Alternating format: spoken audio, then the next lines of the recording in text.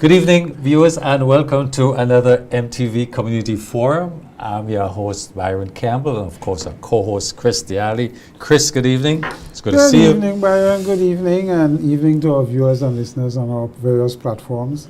And I must comment on your startling white shirt. Yes. I mean, normally you come pretty colorful. So, Chris, white signifies peace. Mm-hmm. That's all I'll say for now. Right. It's about peace. Okay. White, okay? Now tell you, man, your shirt, I see you promoting the Credit Union League. What's happening there? International Credit Union Day is tomorrow. Tomorrow. And I've been a credit union person for years. And I'm supporting that. Very good. Excellent. I think they're going in pearls and have a right. Excellent. Sort of excellent. stuff. No, it's an important movement, critical. It is. And they're now challenging our traditional bankers, you know, in terms of membership and deposits, and so it's an important movement, very big in the region and even here. We have important sector. $1 billion in assets. And so it's an important sector. Yeah. It is. Good. It is. Chris, I mean, this is important. This is big. What is happening in Gaza? There's a treaty. I mean, there's a first phase of a pause. You know, this is very important. That at least the guns have silenced for the moment anyway. People can return to their homes that don't exist. You see the devastation. Mm-hmm. You see, I mean, you talk about 67,000 people died, 21,000 children, 40,000 wounded. I mean, someone said it's easier to rebuild from sand than from rubble. You know, so that's an important development, Chris. Yeah, it is. And I mean, to me, the most important part is the humanitarian side. Mm-hmm. There will be an exchange of prisoners from Palestine and as well from Israel. Yeah. And the most important thing, aid will be allowed to go in, medical assistance and food aid. Yeah. So that the children who are starving or about to die from starvation probably will be preempted. And medical care will be given to the wounded and so on so that they don't suffer major issues. So that is important. And we're not sure on the details on how much military scrutiny these convoys will face from Israel, but at least for the time being, there's some glimmer of hope that this situation in Palestine and Gaza would not, get to. And it demonstrates also the power that we knew exists with the United States, that they had the ability to pause, to stop this genocide at any time.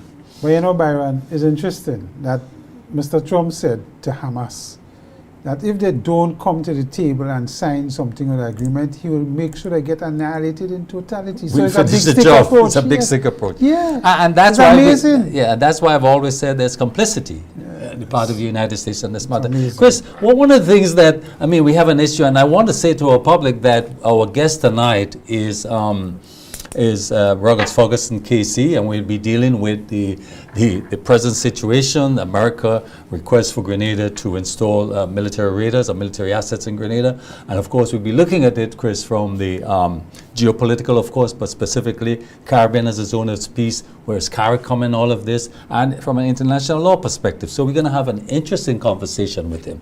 But as we talk about that related, Chris, the PM is out of state for an extended period. I mean, it's over a week now, but there is the conversation that the challenge is the PM is traveling too much. Instead, this is affecting his overall performance, and some person put it his return on investment. But he does not stay in the country long enough to connect with people and his constituencies.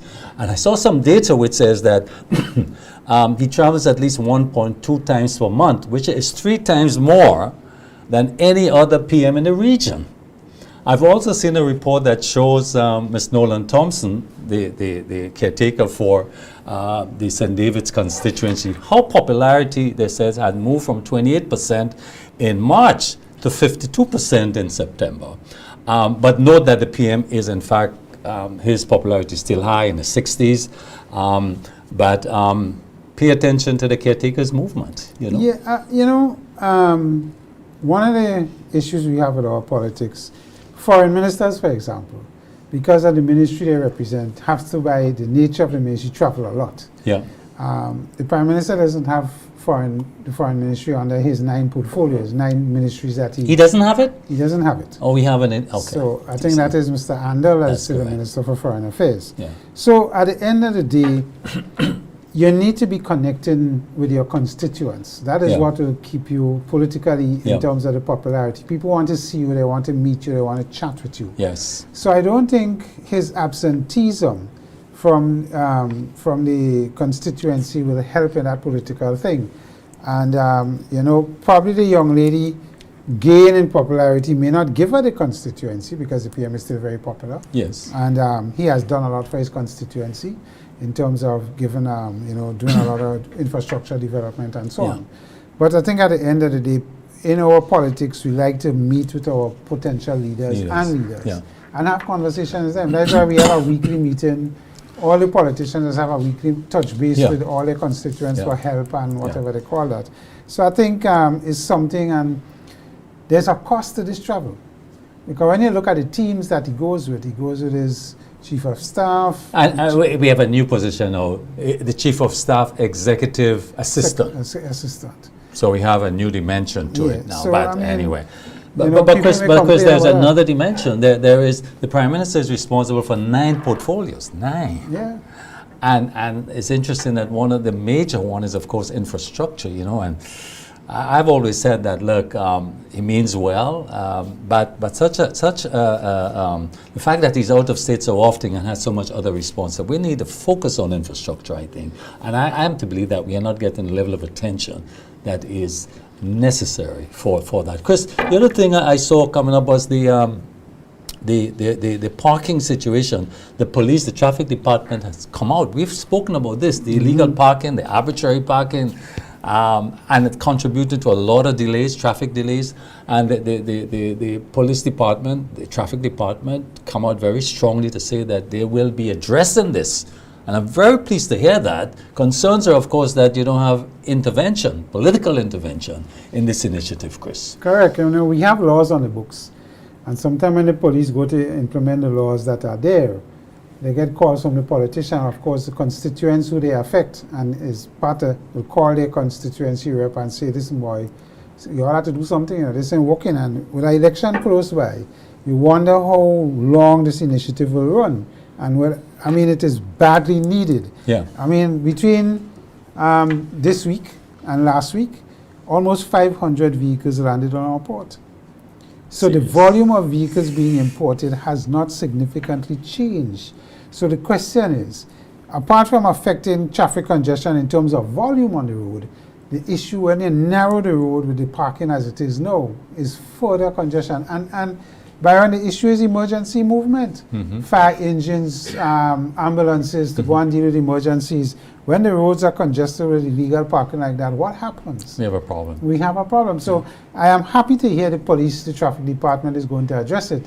But I am concerned as to when the call comes from the politician to the police, how long is going to last. I look forward to action there, Chris. Chris, the International Maritime Organization is a UN agency.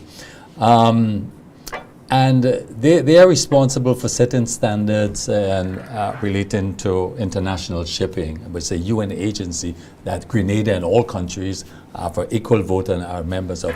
What's interesting is that the US warns of sanctions against Caribbean countries that vote for net zero shipping framework. And what this is, a net zero framework is aimed at reducing emissions in the maritime sector in boats because they use a bulk oil that is heavily pollutant oil. But the measures seek to reduce what is said to be the greenhouse gas emissions from international shipping. But they want to align that with the 2050 goal of net zero targets. But you remember Trump said in the UN that climate change is a fake, is a fraud, a hoax. And they've come out clearly, the United States, to say that if you as a country, Caribbean country, Grenada, small Caribbean countries, vote in support of that, we will inject measures like visa restrictions, including increased fees and processing, mandatory re-interviews for persons with visas, and other type of penalties. I mean, it's the big stick approach again.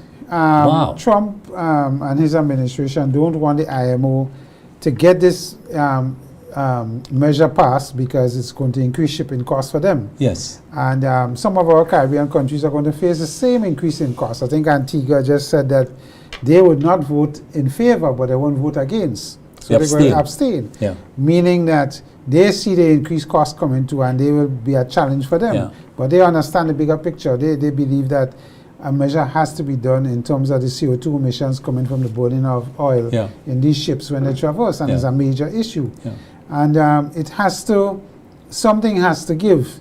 Now, knowing the erratic behavior the U.S. in recent foreign policy and how they're implementing tariffs and sanctions, you could expect anything coming from Mr. Trump and his administration. But they've said it, they're open. Yeah. So look, you vote in support of that, and the Europeans are big on this. The Europeans they're the one that pushing this agenda because they see it. And I mean, we see climate change, but remember, the U.S. is our region are the ones who feel the effect of climate change more than anybody else. The small island states, whether it's here or in Fiji or wherever, we see in rises in sea level, we see in bleaching of reefs that affect our fishing industry. We are seeing it daily, what is happening with us and what the intensity of storms and all of that. So we're seeing it. Everything. It's live. So it's not that we don't understand what is happening on the climate side. Yeah. Mr. Trump, of course, have a different point of view. This is scary, man. This bullying and I don't know. Chris, our Prime Minister was in Brussels recently,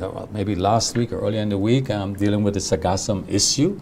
What are you hearing? I think it's a positive approach.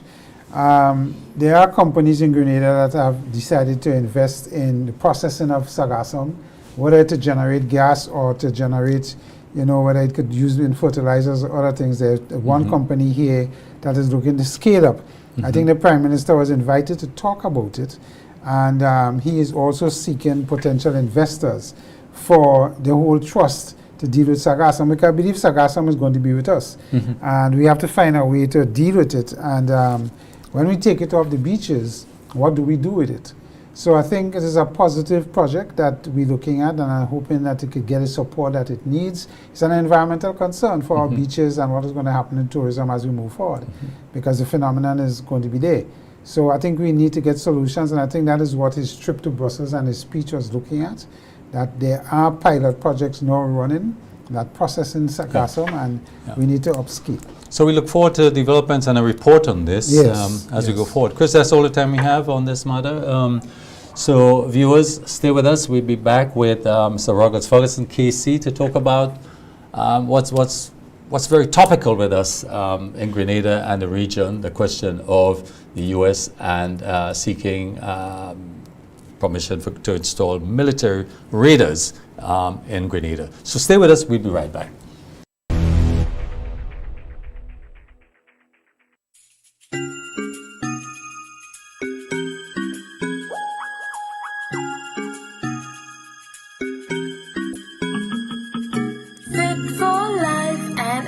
Laboratories, providing quality care and expertise. Fit for life and allied laboratories. See our in-house doctors and our pharmacies. Get expert care and quality tests. When it comes to your health, you deserve the best. Fit for life and allied laboratories. We're taking care of Grenada.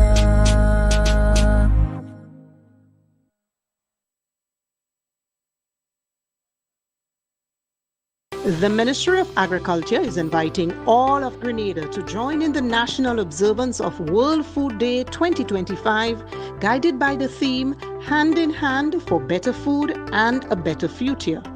Our national celebrations will run from October 13th, culminating with the grand exhibition at the Old Trafford Playing Field, Tantine, on Friday, October 17th, 2025. Let us all unite to make this year's event the very best, connecting householders, farmers, agricultural partners, schools, and community groups.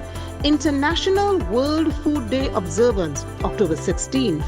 National World Food Day celebrations, October 13th to the 17th. Be a part of Grenada's food security drive. Grenada, this is the big one. The most anticipated event of 2025 is finally here. The 15th edition of the Wagiti Carib Super Knockout Football Championship. National Stadium, Saturday, October 18th. Kickoff, 6 p.m. sharp. 2 massive opening games. Paradise FC Youth versus Hornvet FC. And Hurricanes SC Youth versus 10XO Legends. Then with head stateside, Jamaican sensation, Tentic. Tentic. Grenada's finest, rising star, Sandam. The Soca Mother King, Muddy. The Groovy Monarch, Golden.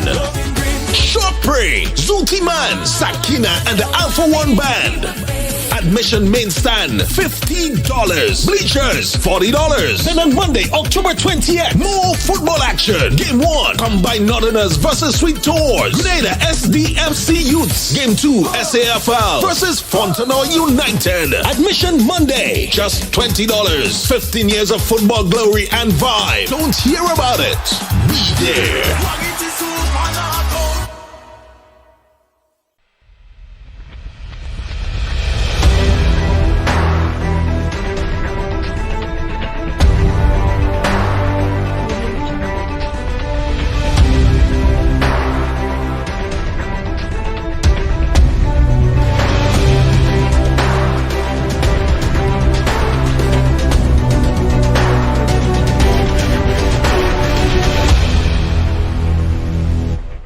Welcome back, viewers. As we indicated earlier, our guest this evening is none other than Mr. Ruggles Ferguson, KC, who is here to lend his extensive experience in international law and to give us guidance or his opinions on where he sees us going with this request made by the U.S. government that they want to deploy some territorial radar in our country to assist them in whatever military assets they have in the region.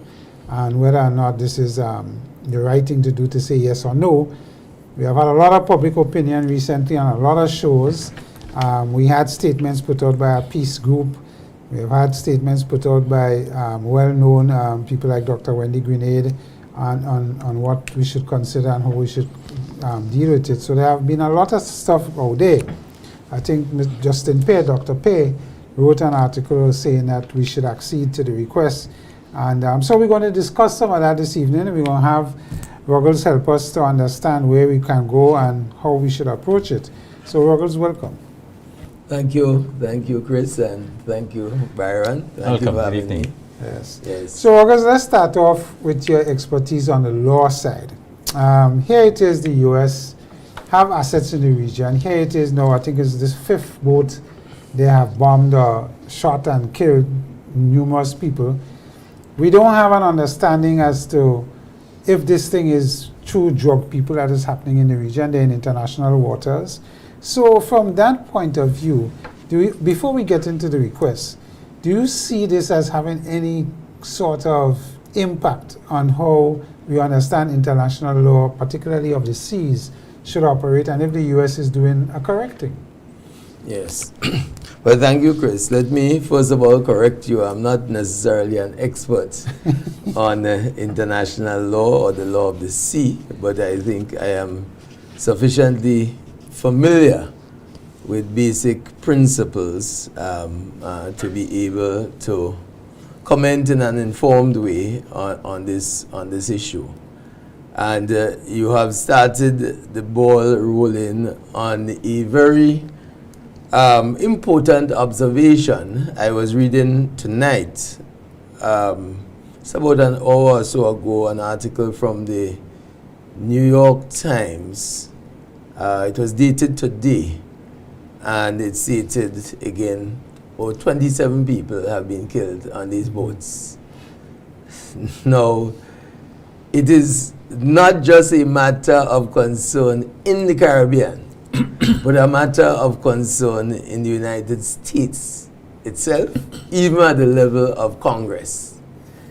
You have a situation where, and just to use the example, 11 people in a small boat, and you have an army of thousands with Navy ships and others, and you blow up 12 people.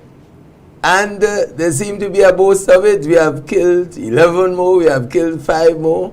There are about 5 attacks on ships. And even you don't need lawyers again to just analyze this and see something fundamentally wrong. Because where are these folks? Where are these folks? Why can't they, for example, be held and brought in? Yeah.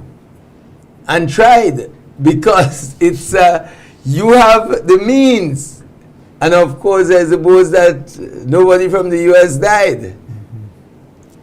So we have killed. We had 2 Trinidadians. Yeah. 27 people. 27 people, and it could be any fisherman from Grenada. Correct. Or any other country from Trinidad. I don't have all the details, but the fact is the rule of law. The rule of law internally is the rules that govern the relationship between individuals, and the states. Yeah, and there are basic principles that we follow. Principles, time-honored principles over the years that a man is innocent. This is not in battle. These are people traveling in boats. And that's the first sign of danger with this whole operation. And everybody is speaking about it. I mean, even non-lawyers making the observation. And people, as I say, in high places in the United States, how can you just shoot up people just like that? There's no evidence. These people, this is 2025. Yeah. Right? So, he said it's a war. He said war with drugs. It's a narco war. Narco war. So in a narco war, well, again, we not proof on none of these things. But the point, you know, and we just have to draw on history. Yeah. In 2003, there was the invasion of Iraq. An invasion of Iraq, the world was led to believe that Iraq had weapons of mass destruction, thousands of people killed, and then after, it is established Iraq did not have weapons of mass destruction. So it's really a pattern where you set the stage to justify what you do. So again, if it is a narco war and nobody doubts that there is an issue with drugs, there's always been an issue with drugs, right? There's always an issue with drugs, and even the lines being peddled. There's the United Nations Office on Drugs, and that office has confirmed that over 90% of the drugs already pass through Venezuela. Yes. Right? Mexico, other countries, the production and so takes place in other countries. So then why single out Venezuela? Well, I mean, when you watch the news releases, I was watching something on Al Jazeera that spoke to, there's proof that nephews and cousins of the current president in Venezuela, was involved in drugs and trafficking of drugs, but not the president and not Venezuela as a country. So they have these things that they put up. But yes. I want to zero in on the issue now of,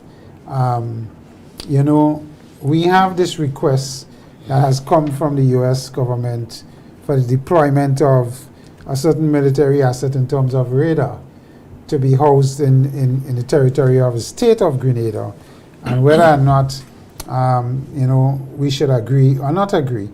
And there have been a lot of sentiment expressed publicly and otherwise. But I was listening to something, Justin Pierre from Canada, Dr. Justin Pierre put out an article, and some of the things he made there was interesting, but I want to just get your opinion on the challenges in the region right now, the assets that the U.S. have, right, in terms of the military assets with their boats and so on. Plus, they have AWACS that fly over the Caribbean. They don't need a territorial asset as a radar in our country. They could do and see all that is happening from the air, from on the sea. So the question is, if they have that capability, what it is this request to Grenada about having this asset here? Well, and what are the consequences for Grenada? Now, I would first of all like to put this whole thing in context.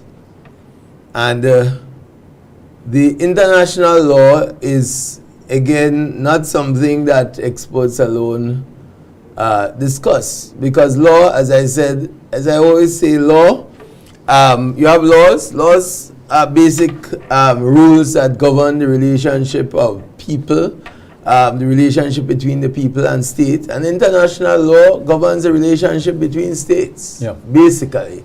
How do we relate to each other? What are the rules that govern these relationships? And I just want to go back a bit in history, right? Because essentially what we're talking here about is war. War. And I also want to make the point that this is not a party political issue. This is not an issue in which you have a play out of cheap politics. This is really a national issue, and we have to use these as opportunities where we learn, and it is a time for Grenada to unite across political boundaries. It's a time for the OECS to get a reality check, the people of the OECS, the governments of the OECS to unite, and it's a time for CARICOM and the leaders of CARICOM to unite. No. We speak about the Third World War. No, this is a regular topic. Will there be a Third World War? You know, in the First World War, you had, that's 1914 to 1918, you had 22 million deaths, right, in that First World War, right? And the majority of deaths were civilian deaths, right? In the Second World War, the figures range between 55 million and 60 million in that region. Again, you're talking about deaths and the majority of people, again, civilians being affected. And out of that, out of the experiences of World War I, for example, you had the League of Nations, and the whole objective is peace. How do we avoid another war after World War I? And then there was World War II, and you had the United Nations, right, being established in 1945, right? And you have different arms of the United Nations, including an International Court of Justice, to deal with issues between states, to get advisory opinions, and again, with the formation of the United Nations, the slogan, again, was never again war, right? Peace, that you have a forum where the world, because there are over 190 nations being members of the United Nations, including Grenada, and where you say, listen, that we have issues, let's talk about it. Let's settle it. And that's one of the core principles of international law, is to peacefully settle issues. Peacefully. Non-intervention in the internal affairs of another state. Non-intervention. The right to self-determination of states, whether political, cultural, social, economic. Every state has the right. All these are core principles. We are sovereign, independent nations that sit in the United Nations. And therefore, you have that forum, and there's a Security Council. For example, where you have the 5 or so permanent members. And there, you have had vetoing, listen, South Africa, openly racist state. They overwhelmingly 180 plus nations vote against it. In the United States, veto. Cuba is not going to right? Yes. Cuba has had the whole embargo for all these years. Overwhelmingly United Nations, the vote is to end the embargo. And so you had to veto. Israel, genocide on TV, as Prime Minister Motley said, openly on TV. And then you have the using veto powers. There's millions of people there. I want to take on the sovereignty thing, because today we heard that the CIA was just given the permission to go into Venezuela and to do whatever they want to do there. But we know it's to undermine what President Maduro and his government, they want regime change. The US have said that openly. And today we hear that the president have agreed that the CIA should play a pivotal part in going into Venezuela. And then you hear the conversations that Grenada as a country have been very close to Venezuela. What Venezuela have done for us through Petrocaribe and so on, and even with Cuba. But you're hearing now that if this asset is deployed, it will help in us being complicit if the US was to get regime change in Venezuela. Right. No. So again, I come back to your point of sovereignty. Listen, the purpose of law, to put simply, is to protect the weak against the strong. That is why, in other words, you can't just walk down the road and you just open a man's door and go inside and say, this is my house. Right? That the law protects the weak against the strong, because there are consequences that follow. It's the same principle that exists in international law. So, listen, the request is no problem. There's no problem. Grenada has had good relations with the United States. You have probably as many Grenadians in the United States. More. Right? Well, probably more, it is said, than in Grenada, Caribbean people. So we have good historic relations with the United States people, and in terms of our geography, the United States is part of the Americas, considered, right? So it's closer to us. So it's not an issue. No, the issue becomes, right? We are a sovereign nation. It's cool. You ask, you want help, you ask, right? You ask why you want to do that. The problem is, if we say no, why should there be consequences? Yeah. Why should there be, and that is the issue. Fundamental. Why should there be consequences? So I say, listen, Chris, lend me $100. You say, boy, I broke. I then dip my hand in your pocket because I could beat you up. And say, well, give me that. Give it to rap and you're gone. It's a bullying approach. But you can't, this is 2025. Right? And if we speak about the rule of law, then it demands that there is a certain equity and equality that runs through it. Yes, we are small island states. So the issue, the debate is an interesting debate, but at the end of it, what is the fundamental question that has to be zeroed in? If we have relations as they should be governed by mutual respect, irrespective of the size of your country, you can't tell us as an independent sovereign country who to have relations with. Listen, Nelson Mandela, revered freedom fighter, almost the whole world and leaders went to his funeral. And you know when Nelson Mandela was asked that question about relations with Cuba and Arafat and Mandela answer is simple: your enemy is not our enemy. Right? We have friends. When South Africa was going through the struggles, there were people all over the world supporting and booting. They are our friends. So you can't make your enemy our enemy if we want to be friends with who we wish to be. And we can't lose sight. of those fundamental issues, because the debate is centering on, of course, the U.S. is a mighty power. Of course, there can be consequences, but why there should be consequences, and that's the point. Yeah. If you talk about freedom, you talk about the model of freedom, right? That's the United States. Yeah. Supposed to be the model of freedom and democracy.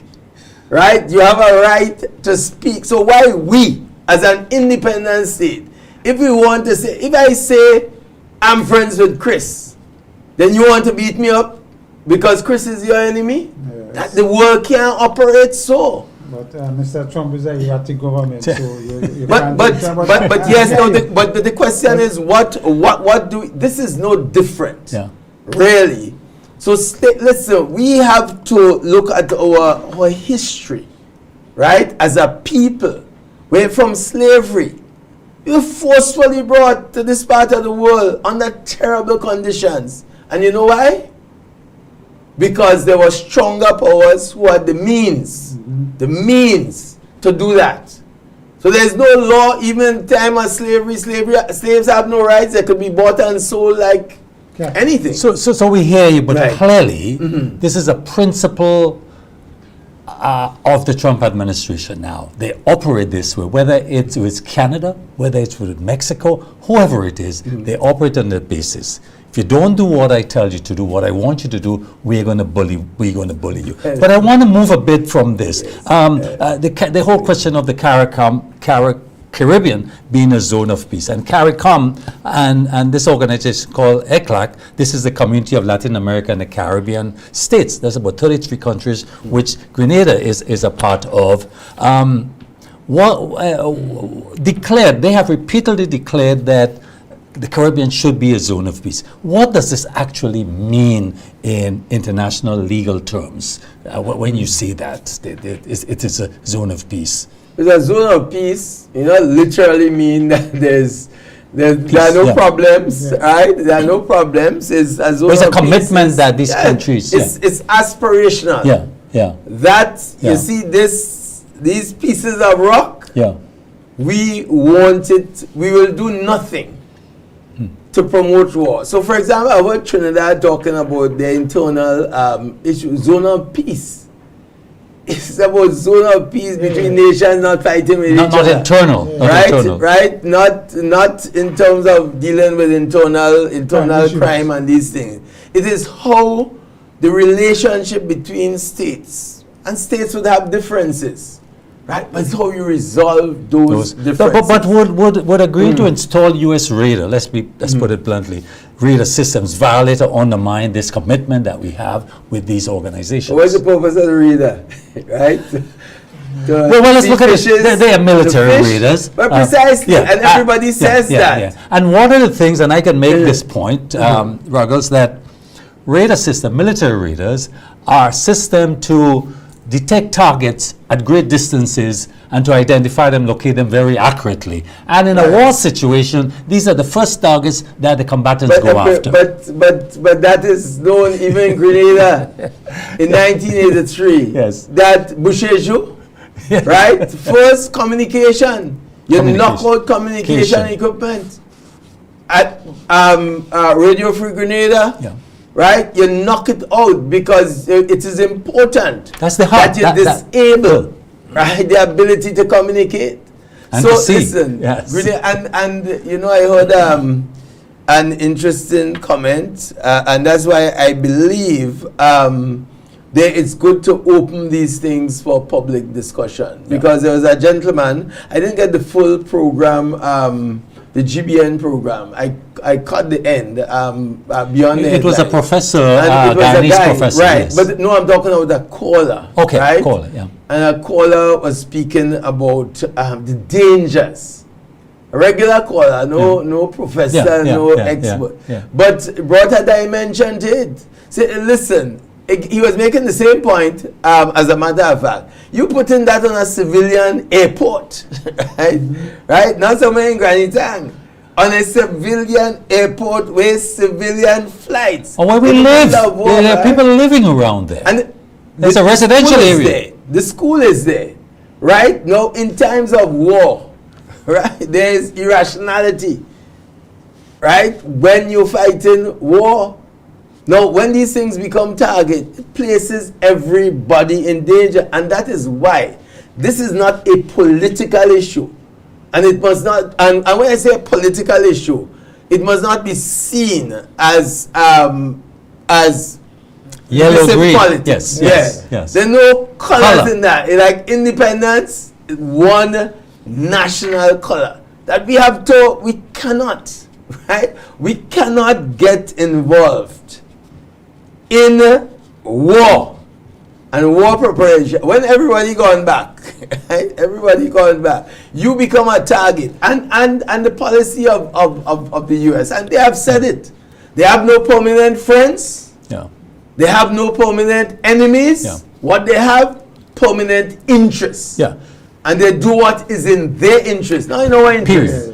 Ruggles, the regional unity question at CARICOM silence. We've not heard a unified CARICOM position on the issue. Where should CARICOM stand? What should there be a collective regional security framework response on this? We have not heard. The only voice we've heard is Gaston Brown from Antigua, who's made it very clear in today's news from Antigua that Antigua will not entertain any such requests if they are to come. But I want to also add to the issue of in our foreign policy and our discussions, we will carry more weight, even as an OECS subsector, because we're part of our RSS, our regional security system, which is intricately linked to treaties that we have signed with the US on how we could do certain things and deploy military help and so on. We have a commander visiting our police hierarchy today from the US.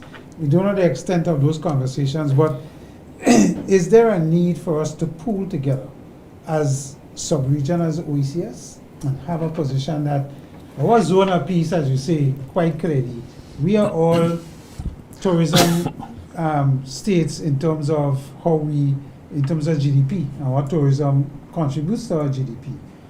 Is a significant aspect.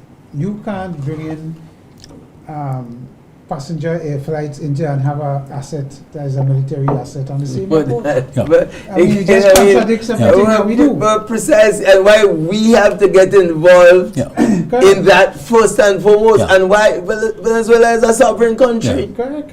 Right? And so at the end of the day, and again, this famous quote from Germany around the Second World War. Right, the Second World War.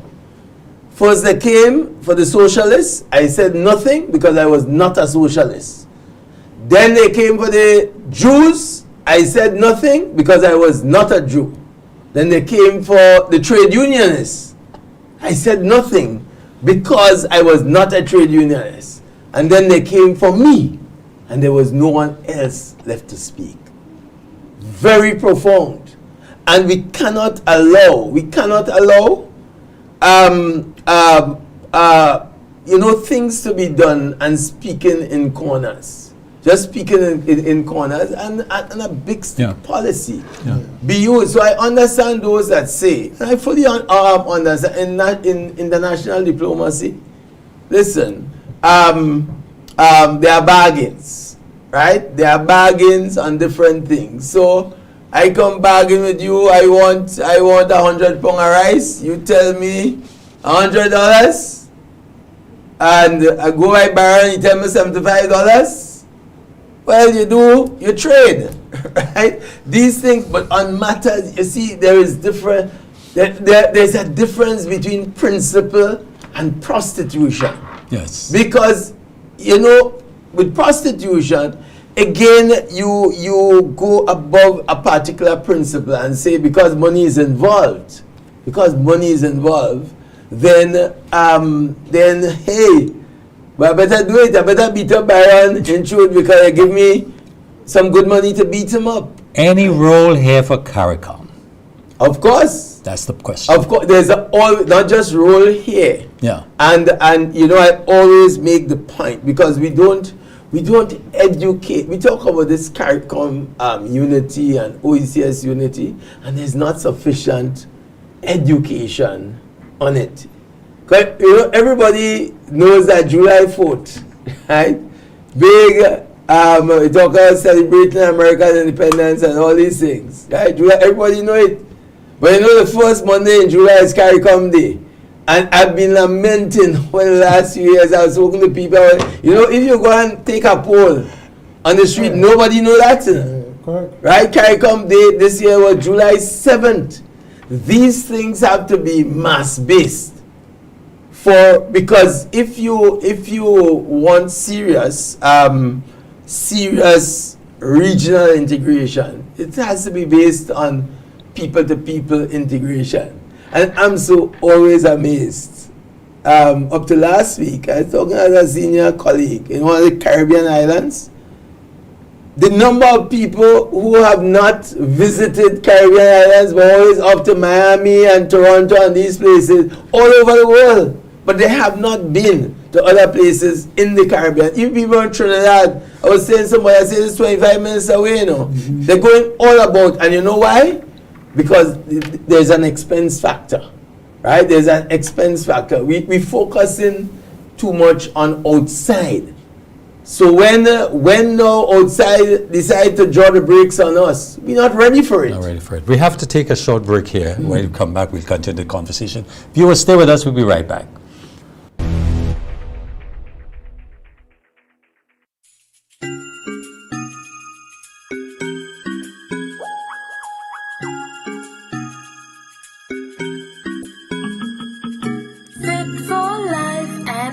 Laboratories, providing quality care and expertise. Fit for life and allied laboratories. See our in-house doctors and our pharmacies. Get expert care and quality tests. When it comes to your health, you deserve the best. Fit for life and allied laboratories. We're taking care of Grenada.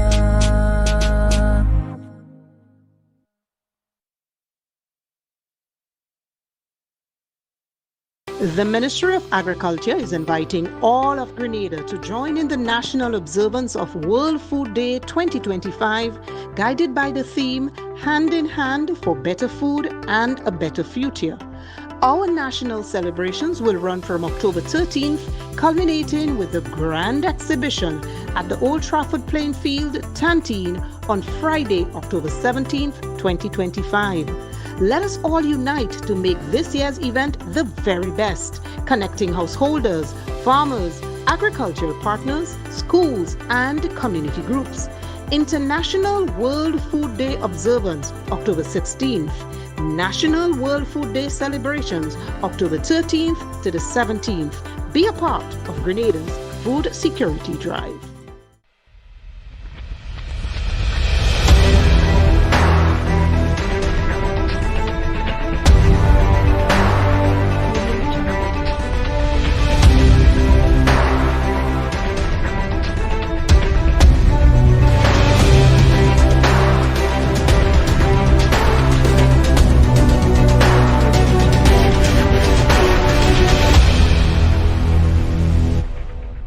Welcome back, viewers. We're here with Ruggles Ferguson, KC, and of course the discussion is surrounding the request by the United States military for the installation of radar systems in Grenada. Mr. Ruggles, I want to look a bit at the domestic and political implications, government response and the process. How should the government handle such a sensitive proposal? Privately, diplomatically, how transparent it should be through public consultation, and how it deals with this, falling for this U.S. pressure, carry any political risk domestically or internationally? How do you see that process for a decision? How should it be, and the implications? Well, because of the waiting, it's not an easy decision for any government. It's not an easy decision. And we are, in a sense, in dangerous times. Right? We are a small third world country, developing country of the third. And that's why. And not just this issue has to sensitize us more and more to the importance of the OECS, the importance of CARICOM as a wider region, where we speak as one voice, because we are a tiny dot on the map. We no threat to the United States of America. Right? What has, for example, Grenada done? What has Grenada done to deserve threats to visa, the removal of a minister's visa? Right? The Minister of Finance, who organized IMF and World Bank and all these meetings in Washington, and you take the visa. Right? It's that, hey, when I speak, you listen to me and do as I say. Certainly not do as I do, but do as I say. You know, I mean, that is what folks have to face. Right? And you know, there are consequences all around. Right? All around, because we have good relations with Venezuela. Venezuela has assisted Grenada in several areas over the years. There is no reason to classify Grenada as an enemy of Venezuela, as an enemy of Grenada, that Grenada joins forces with others to overthrow a regime. Is the end? It's not our enemy, right? So, how do we, because there are consequences. Venezuela is just across there, right? There could be consequences for fishermen or agriculture, oil, all of these things, right? From that angle also, and there can be consequences from the United States, big, powerful country. There is this treaty that we part of, I think is Caribbean Basin Security Initiative, as called, where our police and our security forces, being part of this, we get training through the US, we have men deployed, our own people from SSU will go to these training, very particular training to deal with drug interdiction and other things, and to get them up to speed on new communication and so on. Even the hardware that we carry, all our bullets come from the US. You understand? So it has more serious implications in the threat to what could happen. They could just get up tomorrow morning and say, oh, we're not so you see, that's the point. Nothing right? Again. And that's why I say the underlying issue. Yeah. So why should we have to do it under duress? But process, how should that process be for Grenada in handling this matter? Listen, that's the question. In other words, it's respectful talks over the table. Yes. And it has to be respectful. Grenada is not an enemy of the U.S. Grenada cannot be an enemy of the U.S. where the U.S. is situated. And as I say, there is, from an economic standpoint and all others, right? As we indicated earlier. But is that the way? But it must mean something. But right? And the actions, right? These actions are not actions that win support across the United States of America. There is resistance internally to it. So we have to respectfully, we have to respectfully, at the end of the day, say no to the request. Respectfully. No, there's the issue of consequences. And again, that's why you need to have friends all over. Right? Because when one friend blank you, it's supposed to be able to go to the other friend. But then when others determine who your friends are. So that's the question, or the geopolitical dimension of this, yes? Because the U.S. perspective is that both China and Russia are now having presence in Venezuela. Venezuela, of course, sits on the largest known reserve of oil in the world. So that issue. So what do you think the war is about? Well.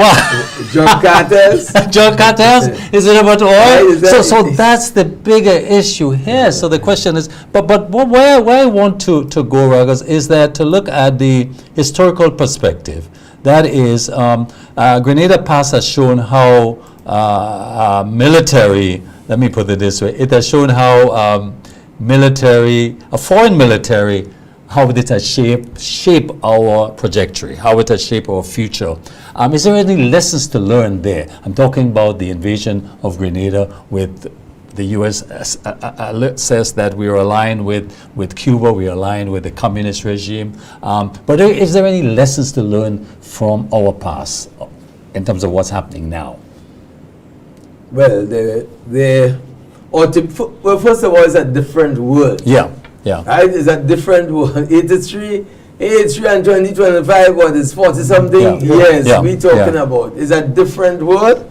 And Grenada then existed in the midst of the Cold War. Yeah. And first and foremost, notwithstanding that it was a revolution, Grenada did not say, I don't want to be friends of the United States. Grenada reached out to the United States.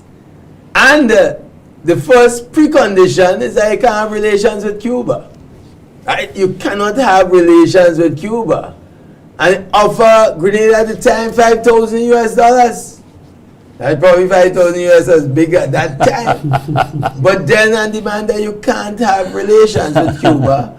And that is where the whole concept of nobody's backyard. We are small but proud people.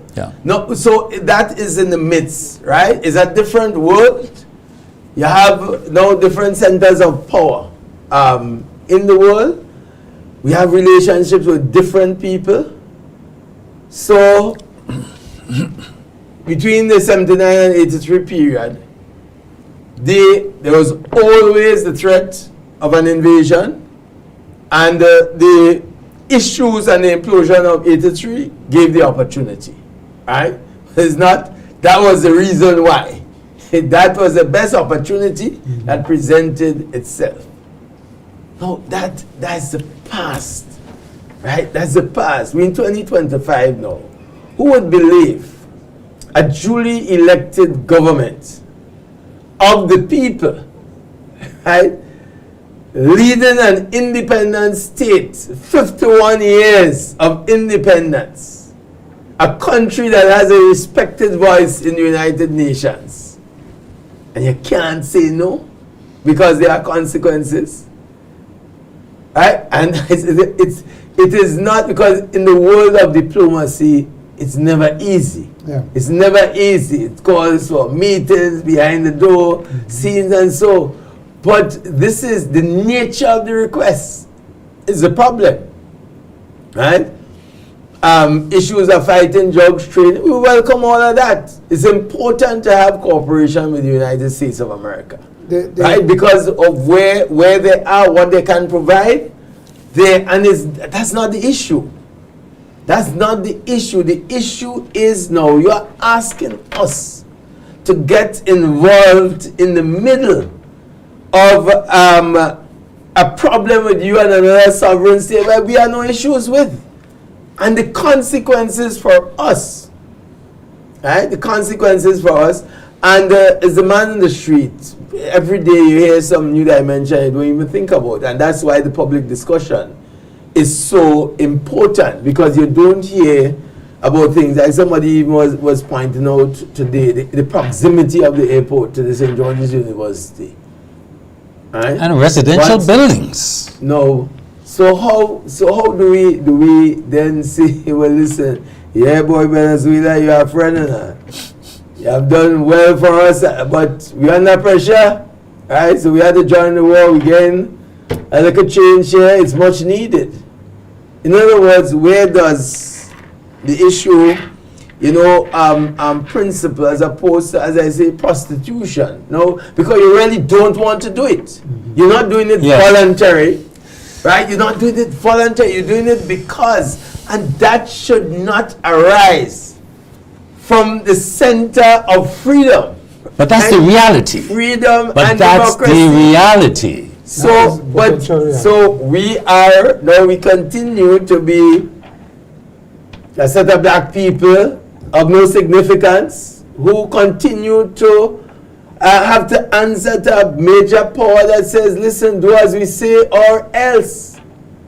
Right? Or else. And we know the consequences can be serious. So that's why I believe it has to be handled in a diplomatic way. I believe the OECS ought to be involved, because what Grenada does it will affect the OECS. Decisions like these, CARICOM must be involved, and very importantly, the voices of the people, right? The voices of the people. Sometimes I listen and have to shake my head, right? Because again,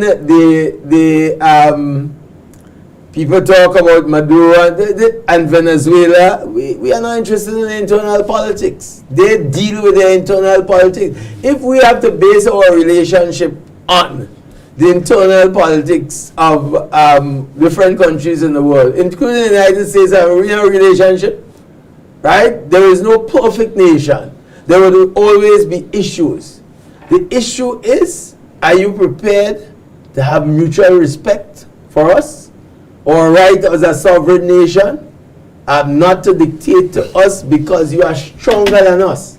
And that's why I continue to emphasize the purpose of law, whether it's local law or whether it's international law, is to protect the weak against the strong. And that is the whole mantra of the United Nations, the whole European Convention of Human Rights. All of this came out of World War, because that's the big lesson. It's too much. 55, 60 million. You know the population of the Caribbean, English-speaking Caribbean, is about 6 million, right? You're talking about 60 million people. That's like everybody in the Caribbean being wiped over 10 times. And but the strategy going forward is to look at the unity, of course, using the OECS and the CARICOM, of course. Right. But in the negotiation in the back doors or in the closed rooms, is it something that we need to consider using influential people internationally as well? We must. Even in the US. We must. In the UN, all of this, because to assist with the backroom negotiations. Because let us assume we say no as a nation, as a sovereign nation. The consequences that will occur, if it occurs from the US, we need to find a way to mitigate against those consequences and how we as a nation is going to deal with it. Hence, we're going to need the support. So the strategy for the government has to be wide, but it has to also involve players in key positions in the US, within the region, and who may have more influence with the Republican Party that seem to be on this track, and to say, listen, this nation is too small, and so on, and get some... But you Republicans have issues with it. Yeah, and then it's not a Grenada thing, right? This at all levels in the US. Though, again, why draw us into that issue? So, Grenada is not hostile to the United States, right? Grenada has good relation. Yes, we cooperate on drugs, we training, we welcome all of that, right? But then, how do you... Why you want to draw us into your conflict? That's the point. That's the point. Right, Mandela, remember, your enemy is not our enemy. As simple as that. We have the right to choose our friends. And if you are the exemplar of democracy and freedom, that is what it is about. The right to say no. Right? And, another fundamental issue that we have to think about, again, and this we can show, the psyche of this thing. The whole psyche of that weak and strong model will come down locally, That people without that, the whole psychological effect about that, hey boy, if I want to get my way, I could be a bully and get my way. Right? At an individual level, right? In hope just about everything. Because people joke about the president and how the president will get his way. And get his way because they have the means. Right? The means, so we can only add our voices. Now, even the problem, again, you're talking about freedom and democracy. I know people are afraid to speak. Yeah. People afraid to speak on the issue. And you know why? Because there might be consequences. We want to go and shop in Miami and all of these places, right? So people afraid to speak. That is why leaders, you know, there is the famous quotation of Martin Luther King in the 60s, in the middle, and that's where you admire these guys. Even as I was saying recently, like Errol Barrow from Barbados, Michael Manley, Forbes Burnham, and with the establishment of CARICOM. Challenge. And be able to challenge in those times, right? When the consciousness of our people was not as it is now, right? They had difficult times. You know, Martin Luther King said the ultimate measure of a man is not where he stands in moments of convenience, right? Convenience there, or in other words, where it's easy time, no consequences, but where he stands in moments of challenge and controversy. That is the moment that we face now. And that would determine the ultimate measure of the man. And I say it's difficult for government, and that is why I would say opposition. Right? There are recommendations on a debate in Parliament, and so need to add their voices to this. Because it cannot be, you're leaving the government and you say, well, listen, boy, let me make some political mileage out of this. And again, the nature of the politics we have. And I want to make this point, because the problem, as I always say, is not politicians, you know. It's our system of politics. It's adversarial. It's an adversarial politics. So the government has to condemn the opposition, and the opposition must condemn the government. If you want to get into power, you have to say the worst things about the government, and the government has to say the worst things about the opposition, because that is how it is. We have to move away from that kind of politics and be able to separate those issues that would still and a mature kind of politics. I'm running out of time. Your final comments on this.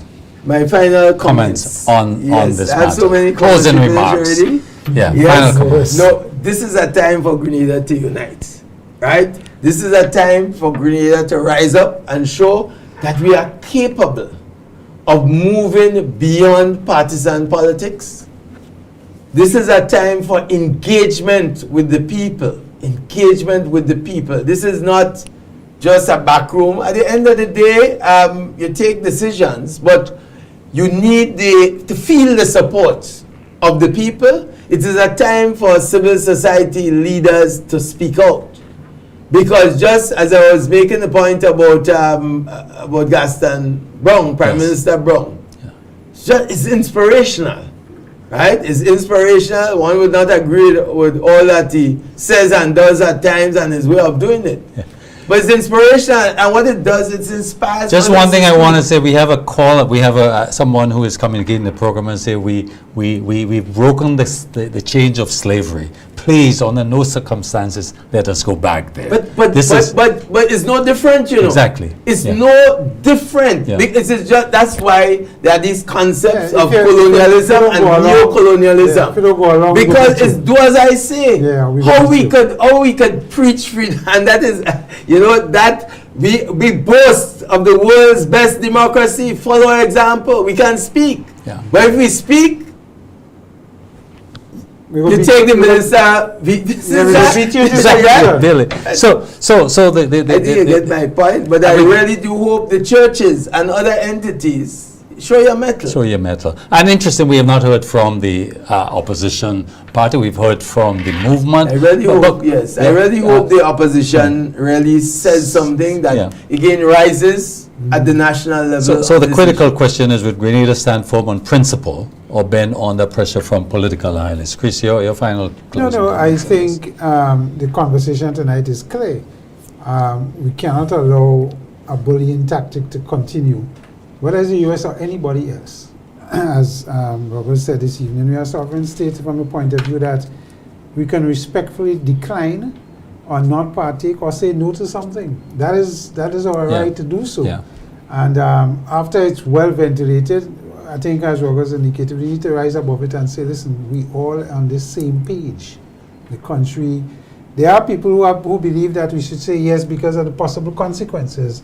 And the fundamental question is, why must there be consequences? And when would it end? When would the bullying end? Precisely. Yeah. So, and the way things going now, you say yes to 5 things, and things cool for a while. There's a 6th demand, and you refuse it. The other 5 yeses in count, you know. Yeah. Right? Because our interest is right now. That is why we want 6. Yeah. So when will it end? When would once you give an opening, then that is straight down the line. Yeah.